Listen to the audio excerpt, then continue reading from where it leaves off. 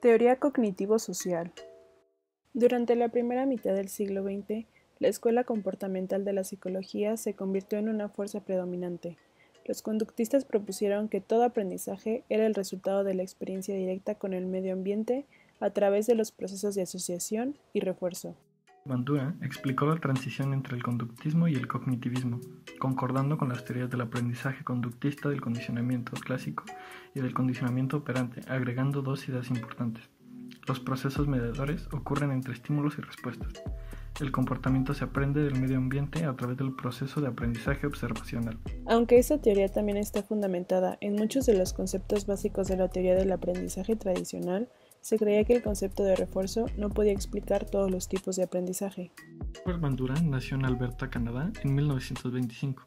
Recibió su doctorado en psicología clínica en la Universidad de Iowa, donde fue influido por la obra Aprendizaje Social e Imitación de Miller y Dollard. Una vez que llegó a la Universidad de Stanford en la década de 1950, inició un programa para investigar los factores que influyen en la conducta social.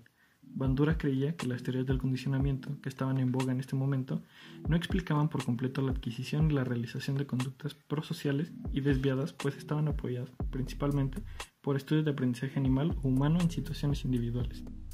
Bandura desarrolló una teoría detallada del aprendizaje observacional, que se ha extendido para abarcar la adquisición y el desempeño de diversas habilidades, estrategias y comportamientos.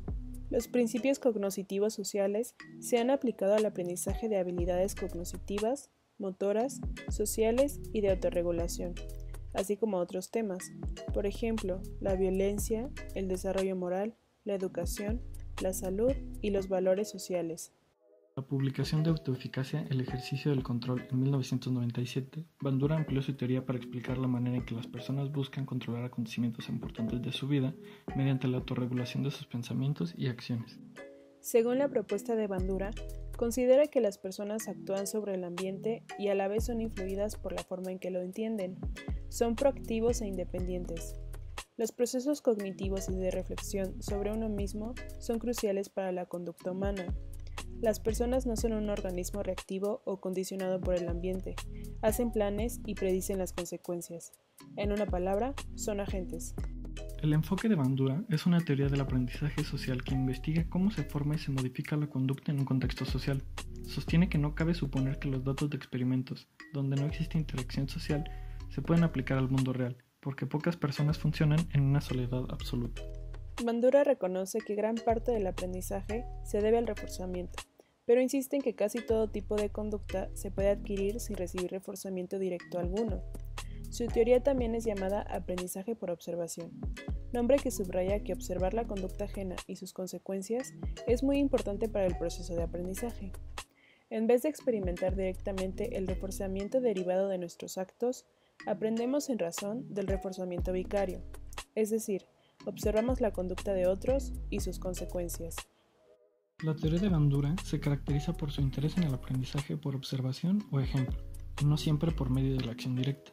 Él define el aprendizaje como una actividad de procesamiento de información, en la que la información acerca de la estructura de la conducta y acerca de acontecimientos ambientales se transforma en representaciones simbólicas que guían la acción.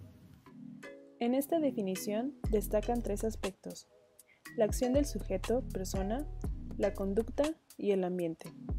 Estos elementos conforman una parte importante de la teoría cognitivo-social, llamada causalidad triádica recíproca.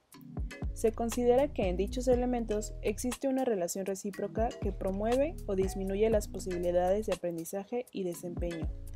Diferencia el desempeño de aprendizaje al colocarlo como el momento en el que un aprendizaje latente, obtenido fundamentalmente de la observación, es puesto en práctica, ya sea porque el ambiente lo facilita o porque la persona siente la motivación de realizarlo. A través de la combinación de ambos procesos, aprendizaje vicario y desempeño, es que Bandura explica la adquisición de conductas complejas. El aprendizaje vicario involucra una serie de procesos que lo hacen factible. Atención. La atención del estudiante se dirige al hacer énfasis físicamente en los aspectos relevantes de la tarea, al dividir en partes las actividades complejas, usando modelos competentes y demostrando la utilidad de las conductas modeladas. Retención. La retención aumenta al repasar la información que se va a aprender, al codificarla en forma visual y simbólica, y al relacionar el material nuevo con la información ya almacenada en la memoria.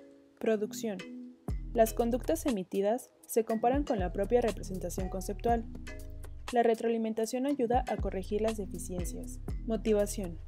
Las consecuencias de las conductas modeladas informan a los observadores de su valor funcional y de su pertinencia. Las consecuencias tienen un efecto motivador al formar expectativas de los resultados y al incrementar la autoeficacia. Otro aspecto de su perspectiva es el estudio de los procesos cognitivos o del pensamiento y su influencia directa en la manera que aprendemos. Bandura pensaba que los procesos cognitivos influyen en el aprendizaje por observación, es decir, que no imitamos automáticamente las conductas que observamos en otros, sino que, más bien, tomamos la decisión enteramente consciente de comportarnos de la misma manera. Para poder aprender por medio del ejemplo y del reforzamiento vicario debemos prever y conocer las consecuencias de los actos que observamos. Podemos regular y guiar nuestra conducta, visualizando o imaginando dichas consecuencias, aun cuando no las hayamos experimentado en carne propia. Es por esto que consideraba que eran las cogniciones de las personas más que las consecuencias las que afectan el aprendizaje. En el aprendizaje vicario también intervendrá el estado de desarrollo de la persona respecto al acceso progresivo a periodos de atención más largos y a mayor capacidad para procesar información, utilizar estrategias, comparar el desempeño con las representaciones de la memoria y utilizar motivadores intrínsecos. El modelo también resulta importante en el aprendizaje vicario, puesto que un mayor prestigio implica más atención, así como las consecuencias observables que demuestra el modelo y las expectativas del resultado que lo observa. Es igualmente importante el papel que juegan las metas que la persona se plantea y si la conducta observada le ayudará a alcanzarlas.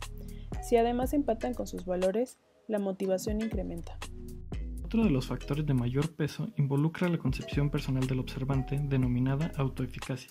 Si el modelo es similar en condiciones al observante, éste se sentirá más capaz de llevar a cabo la acción. Pedro visita a su abuela los domingos desde que tiene memoria. Cada que la visitan, ella hace tortillas a mano para la comida. Un día, la abuela, que sufre de artritis, le pide a Pedro que las haga porque su dolor no la deja. Sin necesidad alguna de que la abuela le especifique cómo empezar, Pedro empieza a hacer las bolitas de masa, pues el aprendizaje latente ya estaba en él desde que la observaba hacerlas cada fin de semana. Las primeras no le quedan del todo bien, por lo que su hermana mayor, que a diferencia de él ya había hecho tortillas, lo corrige hasta que finalmente lo logra por su cuenta. La intervención de la hermana es importante, porque permite visualizar la retroalimentación, pero también cómo un cambio de modelo puede beneficiar el aprendizaje si éste es más cercano al sujeto, porque se genera un ambiente que infunde más confianza y por ende eleva la autoeficacia.